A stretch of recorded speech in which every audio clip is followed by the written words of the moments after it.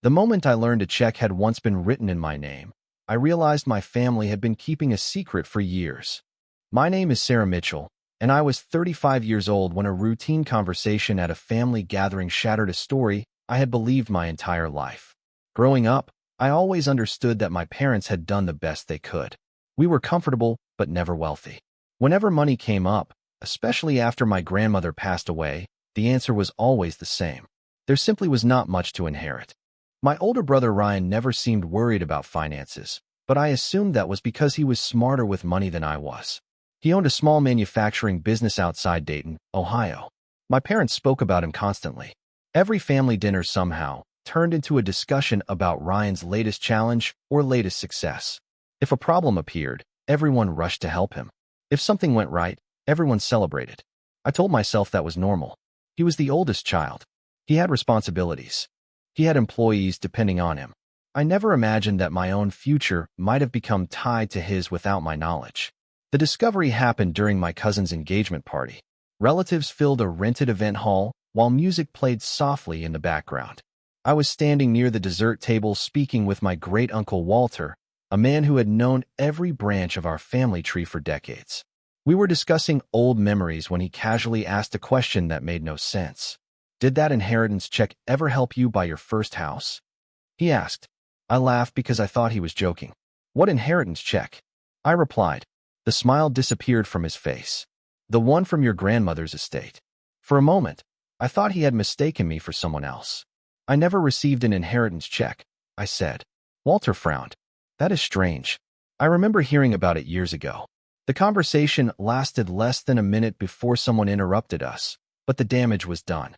For the rest of the evening, I could not stop thinking about those words. Inheritance check. The phrase echoed in my head during the drive home. According to everything I had been told, there had never been much money left after my grandmother died.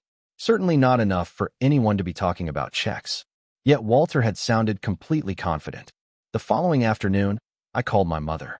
Linda answered cheerfully, and for several minutes we discussed ordinary things. Then I mentioned the conversation. Silence immediately filled the line. "Mom," I asked carefully, "was there ever an inheritance from Grandma?" Another pause followed. "Why are you asking about that now?" she replied. The question felt strange. It was not an answer. "Because Uncle Walter mentioned a check." My mother sighed. "There was some estate paperwork years ago, but it was not important." Not important. Those two words instantly caught my attention. If something truly did not exist, people usually said so directly. Did I ever have an inheritance? I asked again. "Sarah, you are digging into old family matters that were settled long ago," she said. Then she changed the subject. By the time we ended the call, I felt more unsettled than before. That evening, I sat alone in my apartment reviewing old family photographs. One image showed my grandmother smiling on the front porch of the farmhouse where she spent most of her life. Looking at her face, I found myself wondering how much of the story I actually knew. Somewhere between Uncle Walter's certainty and my mother's discomfort, a question had emerged that refused to go away. And for the first time in my life, I began to suspect that everyone in my family knew something I did not. For the next several days, I tried convincing myself that I was overreacting. Families often misremember details. Stories change over time. Perhaps Uncle Walter had confused me with another grandchild. Yet every time I replayed my conversation with my mother, something felt wrong. Her response had not sounded like someone correcting a misunderstanding. It sounded like someone trying to end a discussion. The more I thought about it, the more I noticed something else. Nobody in my family ever spoke openly about my grandmother's estate. Looking back, that silence seemed unusual. Most families discussed inheritances, wills, or property transfers at least once. In ours, the topic seemed almost forbidden. The following weekend, I drove to my parents' house for Sunday dinner. Their home sat on the same quiet street where Ryan and I grew up. The white siding looked freshly painted. Flowers lined the front walkway. Everything appeared exactly as it always had. Inside, the familiar smell of roasted chicken filled the kitchen. Ryan was already there when I arrived.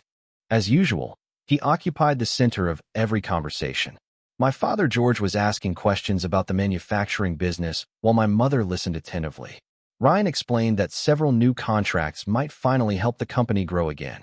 I noticed the word again. It suggested previous difficulties. Before I could think much about it, dinner began. Throughout the meal, I found myself watching my family differently. For years, I accepted certain dynamics without question. Ryan always received the most attention. Ryan always received the most concern. Ryan always seemed to be the person everyone rallied around whenever life became difficult. At the time, I viewed it as normal. He was the oldest child. He owned a business. Responsibility naturally brought attention. Yet that evening, I started noticing patterns I had ignored for decades. After dessert, I finally decided to ask the question directly. Did Grandma leave an inheritance? The effect was immediate. Conversation stopped. My mother lowered her coffee cup. My father stared at the table. Ryan glanced toward both of them before looking away. Nobody answered for several seconds. The silence itself felt like an answer. Why does everyone suddenly look uncomfortable? I asked. My father cleared his throat. There were some estate matters years ago.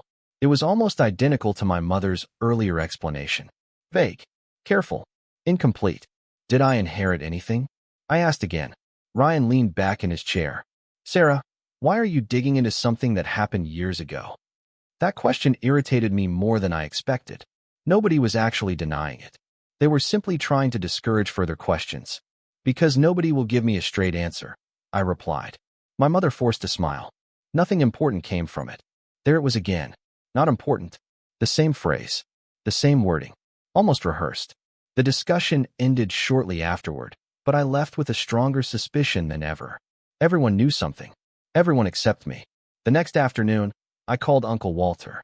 This time, I asked him to tell me exactly what he remembered. His answer changed everything. According to Walter, he distinctly recalled hearing that each grandchild would receive a separate distribution from my grandmother's estate. He even remembered congratulations being exchanged at a family gathering shortly after probate ended. I always assumed you received yours, he said. My pulse quickened. Separate distribution. Not a shared family asset. Not a general inheritance. Something specifically connected to me. After we ended the call, I sat staring at my phone. One fact had become impossible to ignore. My relatives seemed to remember an inheritance. My family seemed determined not to discuss it. And somewhere between those two realities, a piece of my own history had gone missing. For the next week, I became obsessed with finding something concrete. Family memories were useful, but memories could be challenged. Documents could not. If my grandmother's estate had included distributions for her grandchildren, there had to be records somewhere. The problem was figuring out where to start. I spent several evenings searching through old boxes stored in my apartment closet. Most contained ordinary family keepsakes. Photographs, holiday cards, school certificates. Nothing connected to the estate. Just when I began thinking the search was pointless, I remembered something my mother used to keep. For years, she maintained a collection of family documents in a cedar-lined closet at the back of her bedroom. Birth certificates, insurance papers, property records, and other paperwork were always filed there. As a child, I had seen her organize those folders dozens of times. The memory stayed with me. 2 weeks later, my parents invited me over for a Saturday afternoon barbecue. Relatives came and went throughout the day. Ryan arrived late, talking loudly about a supplier problem affecting his company. As usual, everyone focused on him. While conversations filled the backyard, I quietly stepped inside the house. I told myself I was simply looking for answers. Nothing more. The hallway looked exactly as it had for years. Family photographs lined the walls. The grandfather clock near the staircase continued ticking steadily. Eventually, I found myself standing in front of my parents' bedroom. My heart pounded harder than it should have. I opened the closet and immediately recognized the filing cabinet. Several folders sat neatly arranged inside. Most contained exactly what I expected. Tax records, insurance statements, property documents. Then I noticed a thick manila folder tucked behind several others. The label caught my attention instantly. Mitchell Family Estate. For several seconds, I simply stared at it. Then I pulled it free and opened it. Inside were probate records, correspondence, distribution summaries, and legal paperwork connected to my grandmother's estate. My hands began trembling as I turned each page. At first, nothing seemed unusual. Then I reached a distribution schedule.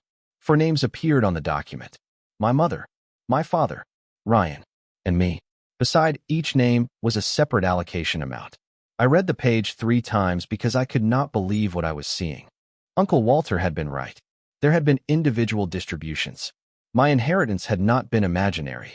It had existed on paper. More importantly, the amount was far larger than I ever expected. It was enough to make a meaningful difference in someone's life. Enough to help with college. Enough to provide a down payment on a home. Enough to explain why nobody wanted to discuss it. Then I found something even stranger. Attached to the distribution records was a brief letter from the estate attorney. Most of the language was routine, but one sentence stood out immediately. It referenced instructions regarding delayed access and temporary administration of certain funds. I read the line repeatedly. Delayed access. Temporary administration. The wording suggested that somebody managed part of my inheritance before I ever received control of it. Suddenly, a new possibility emerged. What if the money had existed exactly as the documents indicated? What if the real question was not whether there had been an inheritance, but what happened to it afterward? Footsteps echoed somewhere inside the house. My pulse jumped. I quickly photographed every page with my phone, returned everything exactly as I found it, and left the room. Minutes later, I was standing outside with the rest of the family, pretending nothing had happened. Yet everything had changed. For the first time, I possessed proof. My inheritance had been real, and hidden somewhere inside those documents was the first clue explaining why I never received it. For the next several days, I studied the photographs of those estate documents over and over again. Every time I reviewed them, the same sentence drew my attention. Temporary administration of certain funds. The wording sounded legal and harmless, but I could not shake the feeling that it explained everything. If someone else controlled my inheritance before I gained access to it, then there had to be records showing who that person was. More importantly, there had to be records showing what decisions were made. The challenge was finding them. I started by searching the name of the attorney who handled my grandmother's estate. To my surprise, the law office still existed. The original attorney had retired years earlier, but the firm remained active in Dayton. After several days of hesitation, I scheduled an appointment. Walking into that office felt strangely intimidating. The waiting room was lined with framed legal certificates and photographs of attorneys who had worked there across several decades. When I explained my connection to the Mitchell estate, the receptionist disappeared into a back office. A few minutes later, an older attorney named Robert Hale emerged. The moment he heard my last name, recognition appeared on his face. "I remember that family," he said. My pulse immediately quickened. We sat down in a conference room, and I carefully explained what I had discovered. Robert listened without interruption. When I showed him copies of the estate documents, he adjusted his glasses and studied them closely. "These are authentic," he said. "I remember preparing some of this paperwork." Hearing those words felt enormous. Until then, I had relied mostly on family memories and old documents. Now someone directly involved in the estate was confirming their legitimacy. I pointed to the sentence that had been haunting me. "What does temporary administration mean?" Robert leaned back in his chair. "In certain situations, inherited funds are held and managed until the beneficiary reaches a specific age or until distribution conditions are met." "Managed by whom?" I asked. He hesitated before answering. "Usually a parent, guardian, trustee, or designated administrator." My heart sank. The possibilities immediately narrowed. Would there be records showing who managed mine? Robert nodded slowly. "There should be." For the next hour, he searched archived files stored by the firm. Eventually, he returned carrying a thin folder. Compared to the estate file I had already found, it looked insignificant. Yet within minutes, I realized it contained exactly what I needed. The records identified the administrators responsible for overseeing my distribution, my mother and father. Their names appeared clearly on multiple documents. For several seconds, I simply stared at the pages. Part of me had expected this result. Another part still hoped for a different explanation. Robert continued reviewing the file. "Everything appears normal at first glance," he said. Then his expression changed slightly. "Although there is one thing I find interesting." He slid another document across the table. The page referenced several requests for financial review meetings approximately 15 years earlier. The dates immediately caught my attention. They matched a period I remembered well. Ryan's business had been struggling around that time. Family conversations constantly revolved around cash flow problems, delayed contracts, and financial pressure. My parents worried about him almost every day.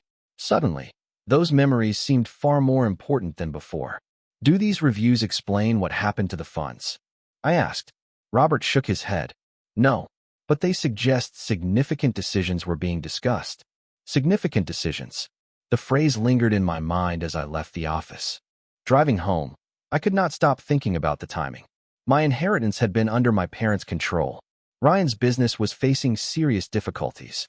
Financial review meetings occurred during exactly the same period. For the first time, a frightening possibility began forming in my mind. And if that possibility turned out to be true, then the missing inheritance was only part of a much larger story. After leaving Robert Hale's office, I could not stop thinking about the timeline. The more I examined it, the more troubling it became. My inheritance was under my parents' control. Ryan's company was experiencing financial problems. Financial review meetings occurred during exactly the same period. Individually, those facts proved nothing. Together, they formed a pattern I could not ignore. For the first time, I decided to investigate Ryan's business instead of my inheritance. If there was a connection between the two, the company records might reveal it. Fortunately, many business filings were public. During several evenings after work, I sat at my dining room table searching through archived records, financial disclosures, and local business reports. At first, the information seemed ordinary.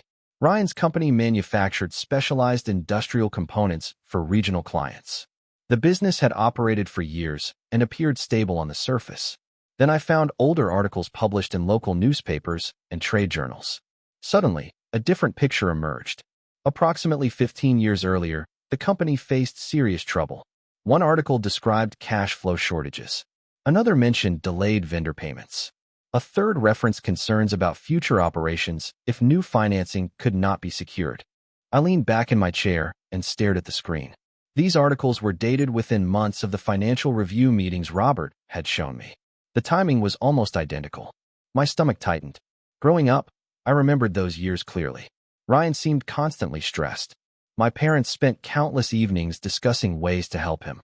Family gatherings often revolved around the company. Every setback felt like a family emergency. At the time, I never questioned it. Now those memories looked entirely different. The following week, I met Robert again. I brought copies of everything I had found. He reviewed the articles carefully before nodding. "This certainly suggests the business was under pressure," he said. "But pressure alone does not explain where inheritance funds went." He was right. I still lacked direct proof. Then Robert mentioned something that changed the direction of the investigation. If significant financial assistance was provided, there may be records connected to loans, investments, or capital contributions. The phrase capital contributions immediately caught my attention. If money entered the company from outside sources, there was a chance documentation existed somewhere. Over the next several weeks, we continued searching. The process moved slowly. Many records were old. Some required formal requests. Others existed only in archived files. Several times I wondered whether the trail had gone cold. Then Robert called one afternoon and asked me to come to his office.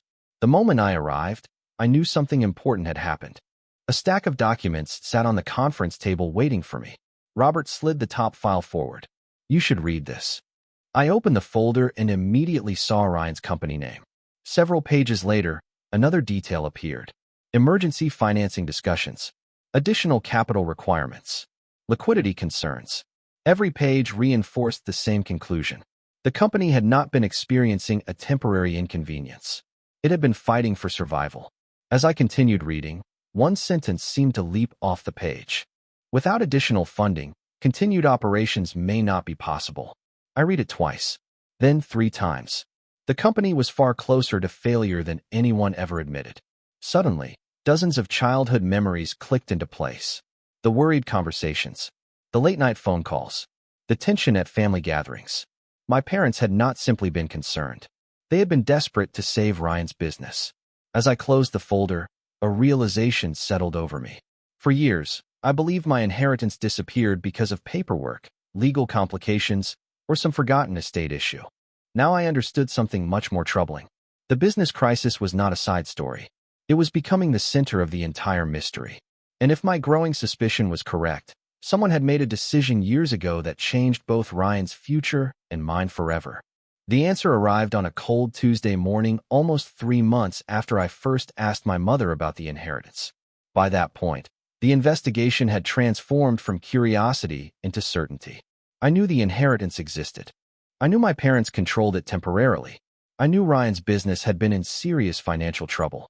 What I still lacked was the document connecting those facts together. That missing piece appeared inside a folder Robert Hale placed on the conference table. "I think you should read this carefully," he said. The document came from archived financial correspondence connected to the estate administration period. At first glance, it looked ordinary. Legal language filled most of the page. References to distributions, account management, and administrative authority appeared throughout the text. Then I reached a section discussing proposed use of estate-controlled funds. My eyes stopped moving. I read the paragraph once, then again, then a third time. The meaning remained exactly the same every time. Several years before I gained legal control of my inheritance, discussions had taken place regarding the temporary use of available funds to assist in immediate family financial emergency. My stomach tightened. I continued reading. Additional records followed. Meeting summaries, financial recommendations, administrative notes. Each document added another piece of the story. Eventually, the picture became impossible to ignore. Ryan's company had reached a point where closure seemed likely. Banks were reluctant to extend additional credit. Existing obligations were growing. Revenue was declining. According to the records, my parents believed the business could recover if it received enough financial support to survive the crisis. They were convinced it only needed time. One sentence appeared repeatedly throughout the documents. "Ryan deserves a chance to save what he built." The words felt painfully familiar. I had heard variations of that belief my entire life. Ryan deserved help. Ryan deserved support. Ryan deserved another opportunity. The difference was that this time the support came from money that had been intended for me. Robert remained silent while I reviewed the remaining pages. Eventually, I reached the document that removed any lingering doubt. It contained authorization language approved by my parents during the administration period. The wording was careful and legal, but the outcome was clear. A substantial portion of my inheritance had been redirected toward efforts designed to stabilize Ryan's business operations. I lowered the document and stared across the table. "They chose him," I said quietly. Robert did not respond immediately. Finally, he said, "The records indicate they believe they were protecting the family." Protecting the family. The phrase struck me as deeply ironic. Nobody had asked whether I wanted my inheritance used that way. Nobody had explained the decision. Nobody had offered a choice. My future had simply become a resource available to solve Ryan's problems. Driving home that afternoon, memories surfaced one after another. Times when my college choices seemed limited. Times when financial assistance never appeared. Times when my parents insisted resources simply did not exist. The money existed. The opportunity existed. The decision had already been made long before I knew there was anything to question. That evening, I sat alone in my apartment looking out at the city lights. For years, I believed Ryan succeeded because my family believed in him. Now I understood something much larger. They had not merely believed in him. They had invested in him. Literally. And they had done so using money that was never supposed to belong to them. Yet even as that realization settled in, another question emerged. If my inheritance had been used to save Ryan's company, why had nobody ever mentioned it? More importantly, if the sacrifice was supposedly necessary, why did everyone become so uncomfortable whenever the subject arose? The answer, I suspected, was waiting somewhere ahead. Because the records showed how the money left my inheritance. They did not yet explain what happened after it arrived in Ryan's business. The answer arrived sooner than I expected. Less than 2 weeks after discovering that my inheritance had been used to support Ryan's company, Robert called with another update. His voice sounded unusually serious. "There is something you need to see," he said. By then, I had learned that those words usually meant another piece of the puzzle had surfaced. When I arrived at his office, several new documents were waiting on the conference table. Most came from business filings, financial statements, and archive correspondence connected to Ryan's company. I took my seat and began reading. At first, the records appeared encouraging. Shortly after receiving additional funding, the company stabilized. Vendor payments resumed. Operations continued. Several contracts remained active. For a brief period, it seemed my parents' gamble might actually have worked. Maybe that was the reason they convinced themselves the decision was justified. Maybe they believed they had saved both Ryan's future and the family's financial stability. Then the timeline continued. New reports revealed declining revenue. Additional debt appeared. Client losses followed. Operational expenses increased faster than income. Page after page told the same story. The temporary recovery never became a permanent one. The business remained fragile. Robert pointed toward a later section of the records. "This is where things changed," he said. I reviewed the documents carefully. Several years after the inheritance funds entered the company, a major contract disappeared unexpectedly. Revenue dropped sharply. New financing attempts failed. Cost reductions proved insufficient. The company entered another period of financial distress, this time even worse than before. I felt my stomach tighten as I continued reading. Everything my parents sacrificed my inheritance to prevent eventually happened anyway. The collapse simply took longer. One report estimated that without dramatic changes, the business could not remain viable. Another projected significant losses. A final filing confirmed what the previous documents had been predicting for months. The company ceased operations. I stared at the page for several seconds. Closed. Finished. Gone. The realization felt almost surreal. My inheritance had been used to save Ryan's business. Yet despite all the money, all the support, and all the sacrifices made on his behalf, the business failed anyway. The worst part was not the financial loss. It was what the loss represented. Every opportunity that money might have created for me vanished alongside the company. College options, financial security, home ownership years earlier. Choices I never even knew existed. All exchanged for a rescue attempt that ultimately changed nothing. As I reviewed additional documents, another detail emerged. After the business closed, nobody ever attempted to explain the situation to me. No letter, no conversation, no acknowledgement. The family simply continued pretending the inheritance never existed. That discovery hurt more than I expected. Mistakes happen. Businesses fail. People make decisions under pressure. But years of silence require a separate choice. Every family holiday, every birthday, every gathering where the topic could have been discussed, they chose silence again and again. Driving home that evening, I thought about Ryan. Strangely, I no longer felt angry at him personally. The records suggested he knew financial help arrived, but they did not prove he knew exactly where every dollar came from. My anger remained focused elsewhere. The decision-makers were the people who controlled the inheritance. The people who believed they had the right to choose one child's future over another's. The people who never trusted me enough to tell the truth. As darkness settled outside my apartment window that night, I realized the investigation had finally answered the question that started everything. I now knew where my inheritance went. I knew why it disappeared.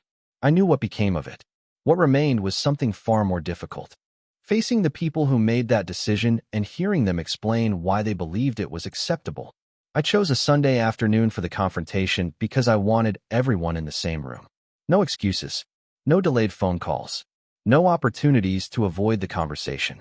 My parents agreed to host dinner as they often did, and Ryan arrived shortly after I did. Looking around the dining room, I felt an almost surreal sense of familiarity. The same table where we celebrated birthdays. The same room where holiday meals stretched late into the evening. Yet this time I carried something different. Not suspicions. Not theories. Facts. During dinner, conversation remained ordinary. My mother discussed gardening projects. My father mentioned local news. Ryan talked about consulting work he had taken on since the company closed. Listening to him describe life after the business, I realized how completely the crisis had reshaped everyone's future. Eventually, I placed a thick folder on the table. The room immediately grew quiet. My mother noticed it first. Then my father. Ryan's expression changed the moment he saw the documents. "What is that?" he asked. "The truth," I replied. Nobody spoke. I opened the folder and carefully arranged copies of the estate records, administrative authorizations, financial review summaries, and business documents across the table. The silence felt almost physical. My mother stared at the pages without touching them. My father lowered his eyes. Ryan looked confused at first, then increasingly uncomfortable as he recognized names and dates. Finally, I asked the question that had been building for months. Why did nobody tell me? My mother closed her eyes briefly. When she opened them again, tears had formed. "We were trying to save the family," she said. The answer sounded familiar because I had already read versions of it throughout the records. "By using my inheritance?" I asked. She looked away. My father spoke next. "At the time, we believed Ryan's business would recover. We thought everyone would benefit eventually. I could almost hear the logic they had repeated to themselves for years. Temporary sacrifice, temporary solution, temporary use of funds. Yet nothing about the consequences had been temporary. Did you ever plan to tell me? I asked. Neither parent answered immediately. That silence hurt more than any explanation. Ryan finally spoke. His voice sounded quieter than I had ever heard it. Sarah, I honestly did not know all of this. I studied his face carefully. For the first time since beginning the investigation, I believed him. The records proved my parents authorized the decisions. The records proved they controlled the inheritance. What they did not prove was that Ryan understood exactly where the money originated. You knew they helped you, I said. I knew they supported the business, he replied. I did not know it came from your inheritance. Whether completely true or partially true, I could not say. Yet in that moment, my anger toward him faded. The central betrayal no longer belonged to Ryan. It belonged to the people who made the choice. My mother finally reached for one of the documents. Her hands trembled slightly. We thought we were doing the right thing. I nodded slowly. That is the problem. You decided what was right for my future without ever asking me. No one argued. No one denied the records. No one challenged the facts. The evidence had removed every possible escape route. For several minutes, the room remained silent. Looking around the table, I realized something important. This confrontation was never about recovering money. The business was gone. The inheritance was gone. Nothing could change that. What mattered now was acknowledgement, accountability, truth. And for the first time in 15 years, nobody was pretending the truth did not exist. As the afternoon sunlight faded through the dining room windows, I understood that the secret which shaped so much of my adult life was finally out in the open. The only question left was what kind of future remained after everyone stopped pretending the past had never happened. In the weeks that followed, something unexpected happened. The anger that had fueled my search slowly began to fade. Not because the situation became less painful. Not because I suddenly agreed with what my parents had done. The facts remained exactly the same. My inheritance existed. My parents used it to help Ryan's business. The business eventually failed. None of that changed. What changed was me. For most of my life, I carried a belief I never fully recognized. Somewhere deep inside, I wanted my parents to choose me the way they always seemed to choose Ryan. I wanted the same urgency, the same protection, the same willingness to sacrifice. Discovering the truth forced me to confront something difficult. They were never going to become different people. The decision they made years ago was not a single mistake. It reflected a pattern that had existed for decades. Ryan faced a crisis, and everyone moved to help him. I faced challenges too, but I learned to solve them myself. For years, I interpreted that difference as proof that I simply needed to work harder to earn the same support. Now I understood it had never been about earning anything. The roles had been assigned long ago. Several months after the confrontation, my mother asked if we could meet for lunch. We sat in a small restaurant overlooking the river near downtown Dayton. She seemed older than I remembered. Not physically, emotionally. The weight of the secret appeared to have exhausted her. At one point she looked across the table and quietly said, "If I could go back, I would handle things differently." It was the closest thing to an apology she had ever offered. I appreciated the honesty, even though it arrived years too late to change the outcome. My relationship with my parents never returned to what it once was. Trust does not rebuild overnight.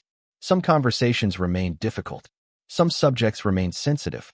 Yet for the first time, our interactions were based on reality rather than a carefully protected family narrative.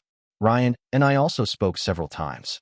He admitted that learning the full story shocked him. The collapse of the business had already been one of the greatest disappointments of his life. Discovering what my parents sacrificed to keep it alive created a different kind of burden. We never became best friends. We never suddenly erased decades of family dynamics. But we stopped pretending. That alone made our relationship healthier than it had been in years. Looking back now, the most important discovery was not financial. It was personal. Throughout the investigation, I kept focusing on what I lost. The inheritance, the opportunities, the choices that money might have created. Those losses were real. They mattered. But eventually I realized something else. Despite everything, I still built a life I was proud of. I built a career. I bought my own home. I created stability without the resources that should have been available to me. None of those accomplishments depended on family approval. None depended on inheritance money. They belonged entirely to me. One afternoon, nearly a year after uncovering the truth, I visited my grandmother's grave. The cemetery sat on a quiet hillside surrounded by large oak trees. I brought fresh flowers and spent several minutes sitting alone with my thoughts. For so long, I viewed her inheritance as the center of this story. Standing there, I finally understood it was only the beginning. The real story was about learning the truth, accepting reality, letting go of expectations that would never be fulfilled. As I walked back toward my car, I felt something I had not experienced since this journey began. Peace. Not because justice restored everything. Not because the money returned. Neither happened. Peace came from finally understanding what occurred and refusing to let it define the rest of my life. My parents chose Ryan years ago. That truth hurt. But I no longer needed them to choose me. For the first time, I chose myself. And that decision changed everything.